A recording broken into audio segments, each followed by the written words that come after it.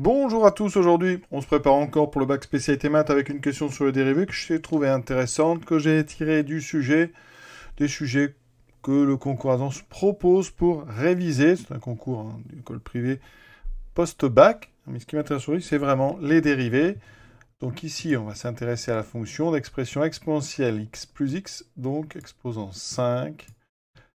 Qu'est-ce qu'on peut dire sur f'? Attention, il y a une ou plusieurs réponses possibles, donc il se peut parfois qu'il y ait deux fois des réponses qui sont correctes. Comment dérive-t-on ça? Il s'agit ici d'un cas particulier, la dérivée de u puissance n avec n égale 5. Donc dérivée de u5, c'est 5 u' u4. D'accord? Je l'applique ici à ma fonction, donc u d'expression u de x égale exponentielle x plus x. Je vais avoir besoin, vous voyez, de u' qui sera exponentielle x plus 1. Ça veut dire que vous devez voir que f de x, c'est donc u de x à la puissance 5. Donc f', il n'y a pas de problème de dérivabilité. Ça fait 5 exponentielle x plus 1 fois exponentielle x plus x, un u à la puissance 4. Alors, ici, donc c'est pas pareil, puisque là, il manque le exponentielle x plus 1, donc vous pouvez éliminer le a. Le, ici, c, il est correct. Le b, il n'y a pas de plus x à la puissance 4, donc ce n'est pas bon. Et le dernier, il y a un logarithme. Voilà. Donc, vous voyez bien que ça va très vite. Et comme il y en a une qui est bonne, forcément, la E est fausse. Alors, on pourrait faire la remarque que c'est pas parce que des expressions sont différentes qu'elles ne sont pas égales.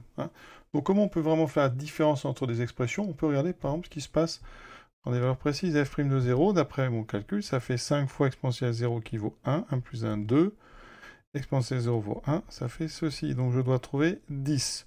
Alors, pour la première, si je remplace, donc ici, x par 0, ça fait 5 fois, donc 1 en puissance 4, ça fait 5, donc vous voyez que ça élimine bien, en 0, ça ne marche pas. Ici, pour la deuxième en 0, ça fera 5 fois 2 puissance 4, ça fera beaucoup trop, on élimine. Ici, donc le logarithme n'est pas défini en 0, donc de toute façon, ça ne peut pas être la même, donc voilà.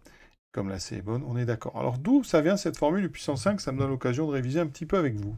Eh bien, ça vient de la formule plus générale de composition. V rond U, la dérivée de V rond U, c'est U' fois V' rond U, qu'on applique ici avec V de x égale x puissance 5. Donc V', c'est 4 fois x, c'est 5 fois x4, d'accord?